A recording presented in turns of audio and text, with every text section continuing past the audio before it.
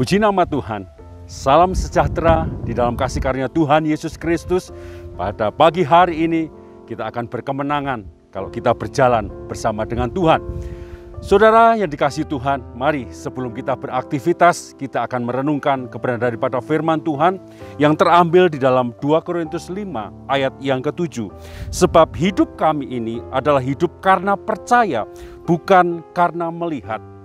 Sesuatu yang ada di dalam dunia ini seringkali dianalisa dulu lewat apa? Lewat pandangan, lewat kita melihat, baru kita menyimpulkan segala sesuatunya ketika kita sudah melihat. Tetapi saudaraku, ketika kita melihat dan kita mengambil kesimpulan, kita menganalisa dan sebagainya, kadangkala kita salah. Salah dalam arti apa? Salah dalam arti ketika kita melihat, salah mengambil keputusan, salah mengambil langkah yang akan kita jalani.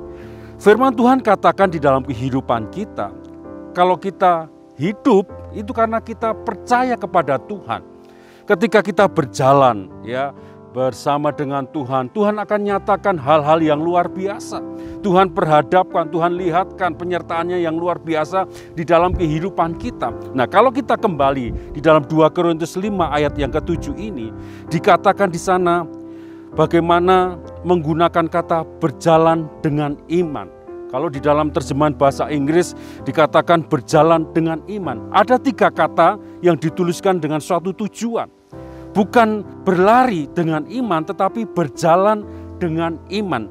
Berjalan berarti terus-menerus, dengan gerak yang teratur, dengan continue, dan sebagainya. Ada di dalam contoh Alkitab bagaimana tokoh yang bernama Henokh, dia hidup bergaul dengan Allah. Apa artinya?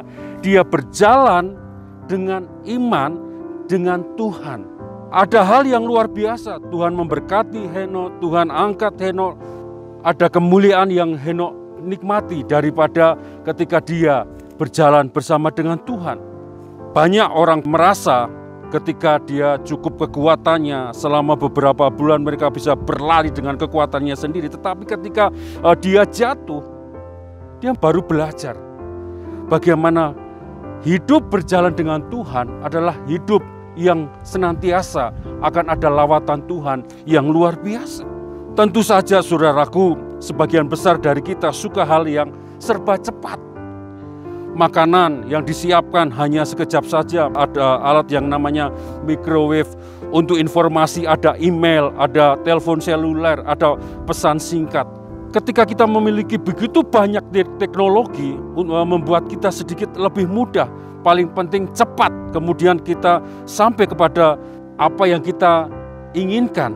Tetapi di dalam kekristenan, Tuhan mau dalam kehidupan kita belajar daripada melihat. Ketika melihat, ada pelajaran yang akan kita nikmati, akan kita mengerti. Dan ketika kita hubungkan dengan Roma 1 ayat 17 dikatakan orang benar akan hidup oleh iman. Jadi saudaraku, bukan karena dia berjalan, bukan dengan perasaan, bukan dengan emosi, bukan dengan rasa takut, bukan rasa kekhawatiran, tetapi apa? Dengan iman.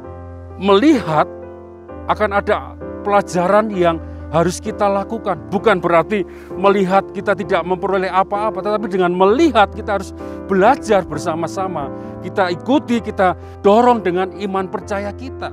Salah satu contoh di dalam Perjanjian Lama, di dalam kisah Yosua pasal 1 ayat yang ke-6 dikatakan, kuatkan dan teguhkan hatimu, sebab engkaulah yang akan memimpin bangsa ini memiliki negeri yang kujanjikan. Hidup mana yang mudah untuk dijalani? Pergumulan senantiasa ada dalam perjalanan kehidupan kita. Kalau kita belajar dari kisah daripada Yosua ini, ketika dia melihat sekelilingnya, apalagi ketika dia dipercaya oleh Tuhan untuk mengambil satu estafet kepemimpinan dari Musa, tidak begitu mudah. Dia melihat sekelilingnya, kalau dia melihat segi kemanusiaannya, tentu dia akan merasa berat dan sebagainya. Ada hal tantangan yang dia rasakan. Yang pertama, masalah yang dihadapi Yosua ini, yang pertama, secara pribadi ia menanggung berat menggantikan peran seniornya yaitu Musa untuk apa? Menjadi seorang pemimpin bangsa Israel. Yang kedua, saudaraku, masalah internal bangsanya. Yosua memimpin suatu bangsa dengan karakter yang sulit. Bangsa yang seringkali maunya sendiri, berjalan dengan maunya sendiri, ngeyel dan gampang mengeluh. Yang ketiga, kalau dilihat oleh Yosua, permasalahan yang ketiga adalah masalah eksternal, atau Yosua ini menghadapi musuh-musuh yang tangguh di depannya. Tetapi ketika Yosua sebelum melangkah, firman Tuhan dikatakan di dalam Yosua pasal 1 ayat 6, 7 dan 9, dikatakan di sana, kuatkan dan teguhkan hatimu. Di sini Tuhan mau Yosua belajar. Ketika dia melihat, tidak membuat dia takut, tidak membuat dia khawatir, tidak membuat dia salah langkah, tetapi dia menguatkan hatinya, menguatkan imannya, meneguhkan hatinya. Untuk apa? Senantiasa percaya kepada Tuhan. Dan apa yang terjadi, saudaraku, ketika Yosua ini belajar, ketika dia melihat sekelilingnya secara manusia, kehidupannya terbatas.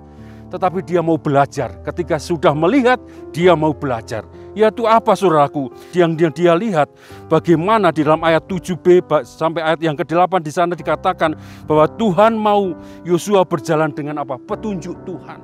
Tidak hanya itu, selanjutnya kekuatan Yosua terletak pada apa? Terletak pada kekuatan Allah. Ayat yang ke-9. Bahkan ayat yang ke-10, Yosua melihat bahwa penyertaan Allah ini luar biasa. Dia berdasarkan instruksi Tuhan. Dia melangkah, perintah Tuhan ada instruksi Tuhan, ada penyertaan Tuhan. Di sini, saudaraku, Yosua melihat dan belajar. Belajar untuk apa? Menggunakan iman percayanya. Di dalam keadaan seperti ini, saudaraku, pelajaran apa yang saudara rasakan? Pelajaran apa yang saudara bisa ambil ketika saudara melihat? Kalau kita melihat saat ini, situasi membuat kita terjepit, ekonomi kita, usaha kita, apapun, kita tidak bisa melangkah dengan kekuatan sendiri. Tetapi ketika kita melihat, kita harus belajar bagaimana penyertaan Allah, instruksi Tuhan, kekuatan Allah itu menjadi bagian milik kita. Janganlah takut, janganlah khawatir. Ketika kita melihat, biarlah hal yang positif itu ada dalam kehidupan kita, yaitu kita menguatkan hati kita, menggunakan iman percaya kita untuk apa? Kita melangkah dan menyongsong kemenangan yang Tuhan nyatakan dalam kehidupan kita. Puji nama Tuhan. Tuhan akan memberkati kehidupan saudara dengan kekuatan iman yang saudara miliki. Mari kita akan berdoa bersama-sama. Ucapan syukur kami naikkan ke hadirat Engkau ya Tuhan. Terima kasih Tuhan atas kebenaran firman-Mu pada saat pagi hari ini Tuhan. Ketika kami melihat, jangan sampai ketika kami melihat membuat kami khawatir, membuat kami putus asa, membuat kami ya Tuhan patah semangat Tuhan. Tetapi ketika kami melihat, biarlah kami menguatkan hati kami, menguatkan iman percaya kami Tuhan seperti Yosua. Sehingga kami belajar, ketika kami melihat, kami belajar. Penyertaan-Mu ada dalam kehidupan kami. Instruksi-Mu ada dalam kehidupan kami. Bahkan kekuatan-Mu Tuhan ada dalam kehidupan kami Tuhan.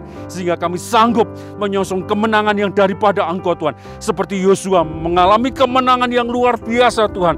Ketika dia mengalahkan musuh-musuh di dalam kehidupannya Tuhan. Biar dalam kehidupan kami belajar ketika kami melihat dengan iman percaya kami. Penyertaan Allah itu terjadi dalam kehidupan kami Tuhan. Memberkati Tuhan bangsa kami yang sedang menghadapi pandemi ini Tuhan. Di dalam nama Yesus Tuhan. Biar kekuatan yang daripada Engkau Tuhan. Terobosan yang daripada Engkau. Penyediaan yang daripada Engkau. Terjadi di dalam kehidupan bangsa dan negara kami Tuhan. Ketika ada umat-Mu ya Tuhan mengalami sakit penyakit. Isolasi mandiri Tuhan sekalipun Tuhan. Jangan sampai mereka takut Tuhan. Biarlah ketetapan Allah ketika melihat ya Tuhan. Bahwa karya-Mu yang begitu luar biasa terjadi dalam kehidupan mereka. Kesembuhan Allah, kekuatan Allah, terobosan Allah, jawaban Allah menjadi bagian milik daripada umat-Mu yang senantiasa menguatkan iman percayanya hanya kepada Engkau Tuhan. Terima kasih Tuhan. Dalam menjadi doa kami beralaskan di dalam nama Tuhan Yesus Kristus. Haleluya. Amin.